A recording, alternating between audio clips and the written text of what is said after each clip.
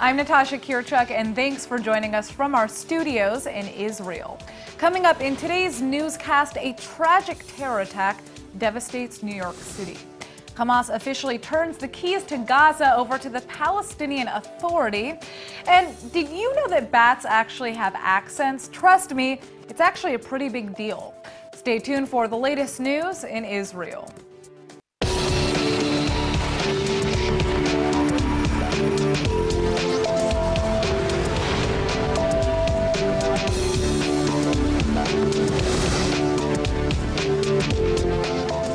Horrific news from New York City. A devastating terror attack has just claimed at least 8 lives, including one Jewish man, and left nearly a dozen others injured. Israeli Prime Minister Benjamin Netanyahu has offered Israel's deepest condolences for the attack, and police now have the suspect in custody. It's a very painful day in our city. Horrible tragedy on the west side. Let me be clear that based on the information we have at this moment, this was an act of terror, and a particularly cowardly act of terror aimed at innocent civilians, aimed at people going about their lives who had no idea of what was about to hit them. We, at this moment, based on the information we have, we know of 8 innocent people who have lost their lives. The suspect has been identified as an Uzbeki national living in the United States since 2010. Police have confirmed he left behind a note at the scene of the crime claiming he made the attack in the name of the Islamic State. 29-year-old Sayfulo Saipov is believed to be the driver of the truck that intentionally mowed down pedestrians on a New York City bike path and then smashed his vehicle into a children's school bus. The suspect can then be seen fleeing police while brandishing fake guns. Police neutralized him in a shootout and rushed him to the hospital, where he's expected to make a full recovery. Officials are treating this investigation as a terror attack, making it the bloodiest terrorist plot in New York City since the tragic fall of the Twin Towers on September 11th of 2001. Devastating. All right, the first real attempt at Palestinian reconciliation in recent memory has just become a shocking reality. We've learned that Hamas has now officially turned over control of all Gaza border crossings to the Palestinian Authority, making this the first time in over 10 years that the PA has had any official control in the Gaza Strip. ILTV's Aaron Porras is here with the analysis. Now, Aaron, a lot of people, even many Palestinians, were skeptical the handoff was going to happen. Now, what does it mean for Palestinian unity? I think, at least from the perspective of the Palestinians, it looks like it's working. There are a lot of kinks to still be worked out in the security details, but with Egypt thoroughly integrated into the discussions and into the implementation as well, it's looking positive. Now, what else is giving you vibes of success? I'll get into the details in a little bit in my report, but one thing that stands out right off the bat is the commitment to adhering to a 2005 agreement, which actually stipulates 3 things, and I have them here. It requires Egypt, Israel, and the Palestinian Authority and the United States to work together on security, so that's pretty nice. It establishes a EU third-party police force that is present at the Rafah crossing between Egypt and Gaza at all times, and it stipulates that the Palestinian Authority will act to prevent movements of weapons and explosives and other such ordnance going in and out of Gaza. So, essentially, one of the best-case scenarios that Israel has been hoping for, should the agreement actually be carried out. All right, well, let's check out your report.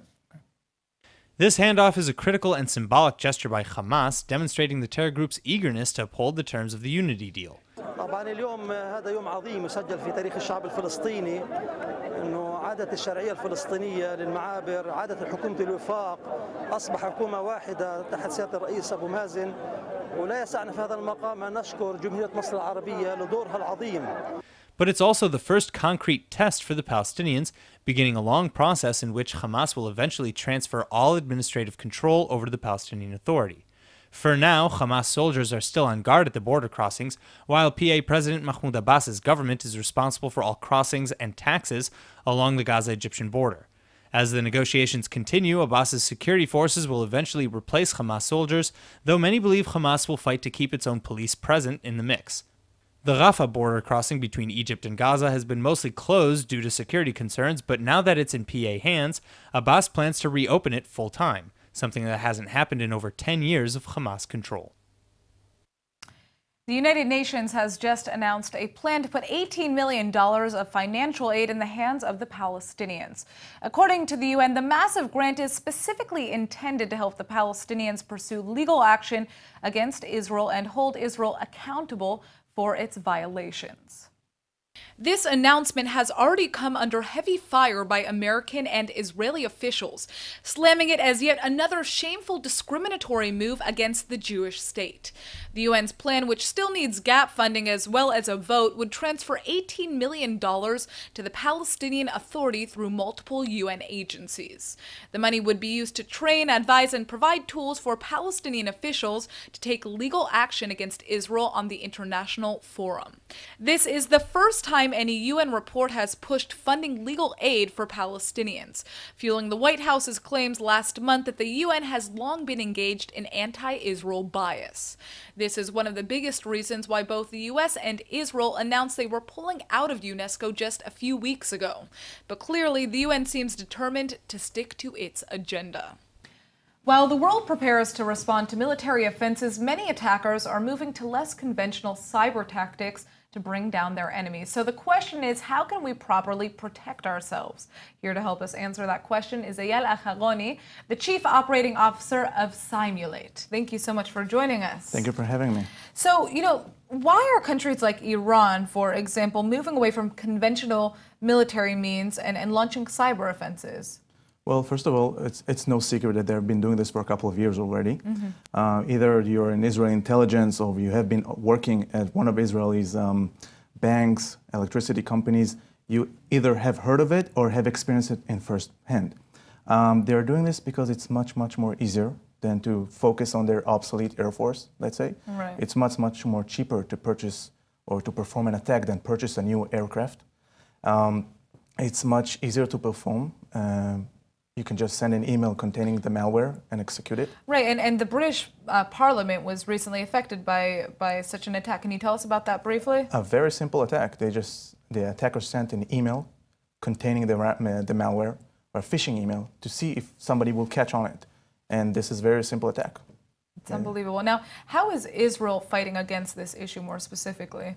Well, first of all, we have our own military intelligence units. There are many different consulting firms that are operating and helping other industries. There are most of the Israeli high-tech industry and startup work on cybersecurity and help not just Israel, but the world. Right. So let's talk about Simulate and how you've gotten involved in combating these types of attacks. What does Simulate do? Well, basically, we prepare organizations to defend themselves against such attacks. We assist them to verify if they are exposed to attacks such as a regular hacker or maybe a country prepared war attack. Well, so that's almost suggesting that sometimes people are under attack that they're not aware of necessarily. Exactly. Right. And this is why we are telling organizations, we're providing them with a tool to assess themselves on a continuous basis to verify if they're exposed or not. Wow, okay, this is very cool. Now, what businesses and companies or government agencies perhaps have you analyzed so far with the technology that you have? Basically, we're operating in many different banks, insurance companies. We're working in a number of government offices, not just Israel, also in Europe and the United States. And we're helping them to verify if their security solutions and security barriers are protecting them from having, let's say, a ransomware penetrate their organization and infest their entire network. So what do you think what has your company learned so far about Israel's cyber defenses? Have there been any kind of wow moments in the work that you've been doing? Yes, we have helped some of our customers to verify that, to stop assuming that they're secured. They purchase a lot of security solutions and they embed them internally, and then they found out that they weren't very secured when they ran some of our assessments. Very interesting. Well, it was eye-opening for me even to talk to you about this because I think we all don't understand how exposed we are in many senses just from our daily internet use and computer use. And thank you so much for joining us and telling us about the work that you do. Thank you for having me. All right. This weekend will mark 22 years since Israeli Prime Minister Yitzhak Rabin's brutal assassination. Israelis everywhere are set to commemorate that fateful day with ceremonies all over the country, concluding with a rally at Rabin Square, the site where Rabin was murdered those many years ago. Rabin's murder shook the world to its core back in 1995, and over 20 years later, Israelis are still feeling the aftershock. As a military chief, Rabin is most famous for leading the IDF's victory in the Six-Day War and overseeing the Jewish liberation of the holy city of Jerusalem. But it was his role in signing the Oslo Peace Accords with the PLO that earned him the Nobel Peace Prize and ultimately led to his tragic and bloody murder. He was assassinated on November 4th by Yigal Amir, an Israeli right-wing extremist who opposed brokering peace with the Palestinians. Now the Israeli government will commemorate Rabin's legacy with a ceremony in Jerusalem and lay a wreath at his grave on Mount Herzl. But the main event will be a massive public memorial at Rabin Square at the site of the murder, where thousands of Israelis will gather to commemorate the fallen leader. Following the disturbing anti-Semitic trend we saw in Italian soccer last week, German soccer fans have just used the image of Anne Frank to taunt a rival team. And to make matters worse, a German railway operator is now coming under fire for naming its new express train Anne Frank. The railway's naming committee are saying they picked the name to symbolize coexistence, despite the fact that for many, Frank's name is symbolic of the horrific fate 6 million Jews faced at the hands of the Nazis in the Holocaust. Making this choice even more controversial is the fact that this particular company is a direct descendant of the train lines that actually transported Jews to the death camps throughout Europe. Police are now investigating the photoshopped stickers discovered at a German soccer match in Dusseldorf. Similar to the ones found at an Italian game last month, these feature Anne Frank wearing a rival soccer team's jersey, along with anti-Semitic threats. Borussia Dortmund fans, which reportedly include a number of hardcore neo-Nazis, are the likely culprits. Tragic to see incidents like these repeating themselves in Germany, of all places. All right, Israeli scientists have just helped crack another critical breakthrough in the war against cancer, something to smile about. Researchers from Hebrew University and MIT have developed a special protein designed to target and attack cancer cells organically in the body. This could be a giant leap forward for cancer treatment all over the world. Current invasive procedures like chemotherapy tend to be incredibly unpleasant and sometimes not very effective. But this new breakthrough maximizes the body's own immune system by flipping a protein switch that helps the body target and destroy cancer cells. Our body's natural disease-fighting cells typically can't distinguish between healthy cells and cancer cells, but Israeli scientists were able to solve this problem by isolating the part of our DNA that IDs diseases. From there, the international team developed a protein that acts as an alarm of sorts, attacking cancer cells whenever the body detects them nearby. This is an amazing, amazing discovery, one that gives hopes to thousands of patients and doctors all over the world. At-risk youth are often lost between the cracks of society, but Ma'aglim is a national educational nonprofit that works with 11th and 12th graders in Israel to ensure that that never happens. CEO and founder of the Ma'aglim organization, Asaf Weitz, is here with us now in the studio to tell us about the great work that his organization has been up to. So thank you so much for joining us. Tell us a little bit about what Ma'aglim does to help at-risk youth. Ma'aglim is an organization that started 20 years ago. Wow. And we have today 60,000 graduates. They are graduates of Ma'aglim program. They are actually finished the army service. They're starting to learn higher education.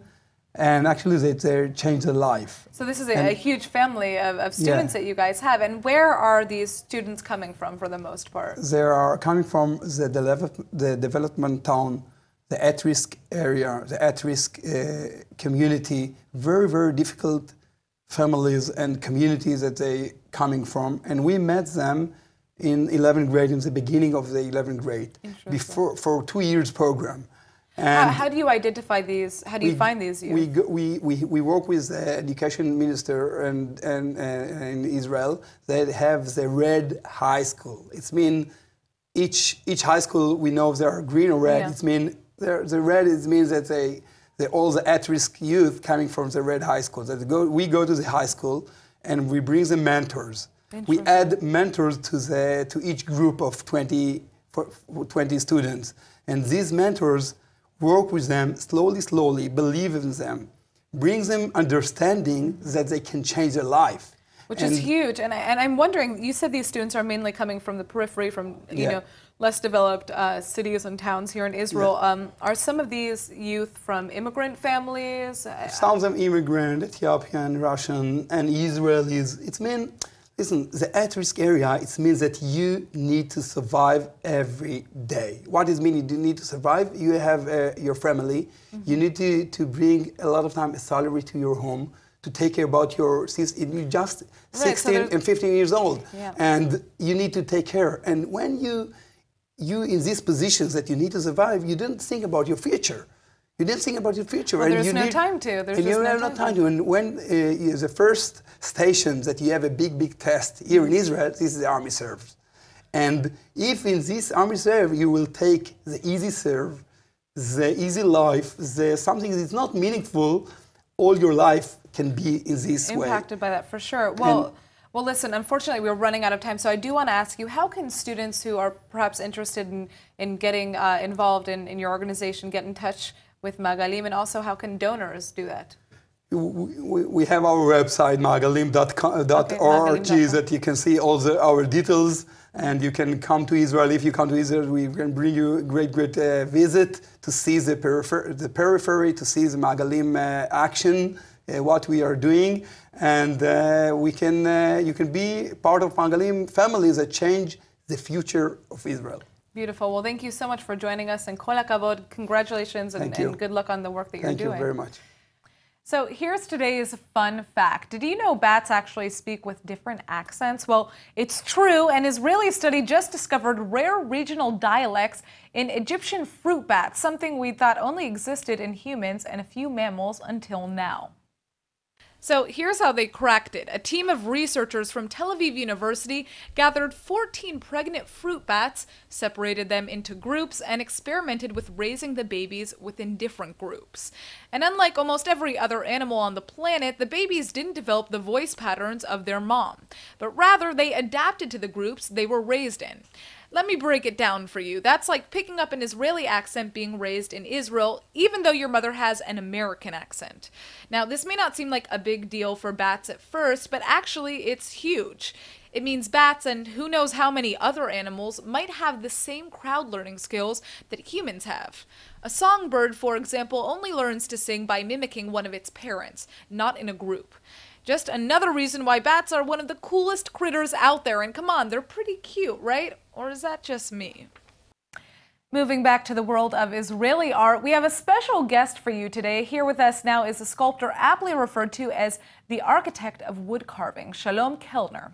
Thank you so much for joining us. All right, so first tell us about your work.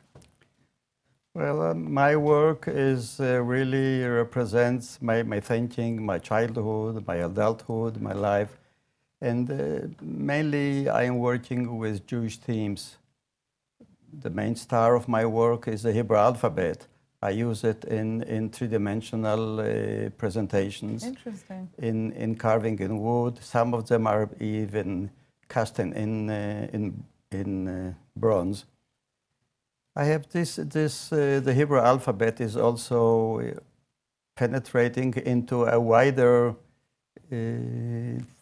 themes which stem from the Bible, from the Jewish history, from the Jewish... Well, you know, it's interesting because visually the Hebrew, script is so beautiful. So yes. I imagine there's so many different types of ways that you can incorporate the alphabet into the work that you're doing. And also I'm expressing it in different forms. I have the Hebrew alphabet can be in different forms of design. Yeah. It's not I don't have a single calligraphy and that's the Aleph, for instance, or a Bet. Of course.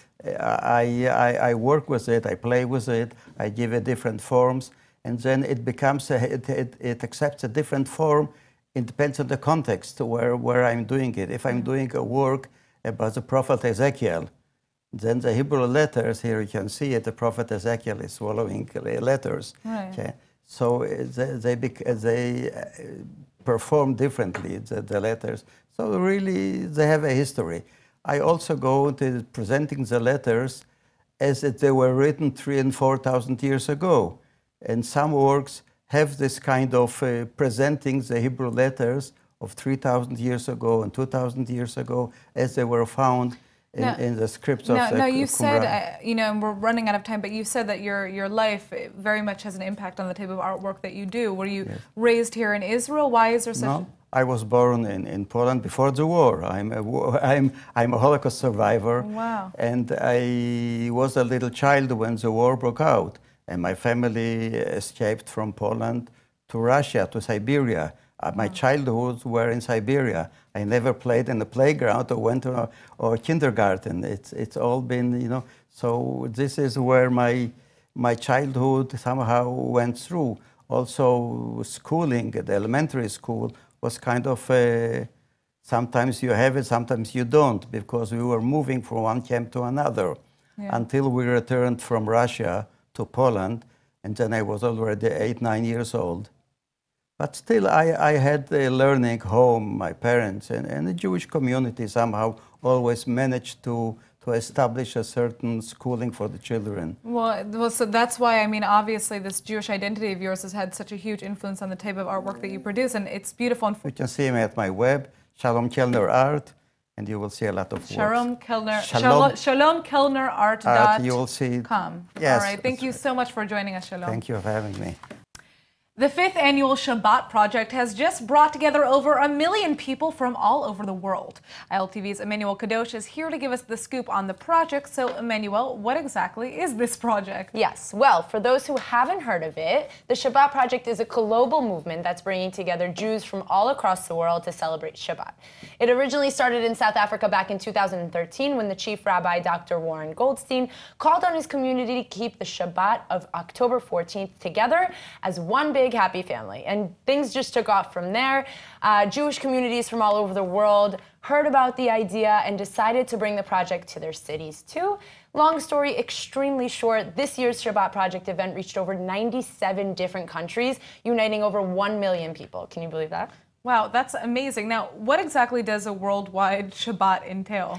Ultimately, the goal is to unite the global Jewish community with the simple joys of Shabbat. One cool event this year was actually a tour. 30 strangers from around the world who decided they wanted to keep a full Shabbat together in Marrakesh, Morocco. Wow. On top of that, 750 people partied Shabbat style with a free block party luncheon in Georgia. And then 3,000 people attended an open-air musical Kabbalat Shabbat overlooking the Sydney Harbour Bridge in Australia. Wow. Yes, honestly, there's so many more that I just I don't have time to name them all. Yeah, and it's amazing how these events are happening in parts of the world that you don't even really know have a Jewish community. Right. So talking about that, what are some of the other cities that participated in this Shabbat event? Right, there was a lot of cities. This year was huge. Over 1,416 cities held activities all over the world, almost a third of which were located in the U.S., and this year 300 Israeli cities actually took part. But seriously, other cities were in parts of the world I didn't even realize had a Jewish community. Right, exactly. Yeah. What I said. Now, that is a lot of challah, no? Yes, a lot. Nice. Now, how does it work? Is there like a global headquarters, or is it more of a free-for-all? The Shabbat Project does have headquarters in Johannesburg. South that Africa. includes a team of designers, campaign strategists, and copywriters. But there are actually 8 help desks in the International Call Center right here in Tel Aviv. One of their Facebook page campaigns apparently reached something like 5.2 million people worldwide. So I think in the next couple of years, this is going to be a much bigger project. I certainly hope so. Me too. Well, great to see so many Jewish communities around the world coming together like this. Thanks, Emmanuel. Yes, thanks. Enroll in eTeacher's online Hebrew courses and quickly discover that it creates the deepest connection to Israel that you could ever imagine. Well, here comes our Hebrew word of the day. We just found out bats have their own regional dialects, and right after Halloween, no less. That's why our word of the day is atalef, which is how you say bat in Hebrew. Okay, so I know a lot of people think atalfim or bats are totally gross and creepy. After all, an atalef is technically a rodent, and sure, an atalef eats bugs, has beady little red eyes, and some atalfim actually suck blood, but I'm just gonna say it, I think atalfim are still totally cute. All those bugs they eat, they're actually helping our ecosystem, and now that we know an atalef learns its language the same way that humans do, that means we have more than just Batman in common. All right, let's go ahead and take a look at the weather forecast. Tonight will be partly cloudy with local rains along the coast and in the north. The low will be 63 or 17 degrees Celsius. Tomorrow is expected to be partly cloudy as well, with a high of 74 or 23 degrees Celsius. All right, that's it for today's news. Today's exchange rate is 3.51 shekels to the American dollar. Remember to sign up for our daily newsletter at iltv.tv. I'm Natasha Kirchuk, and thanks for watching.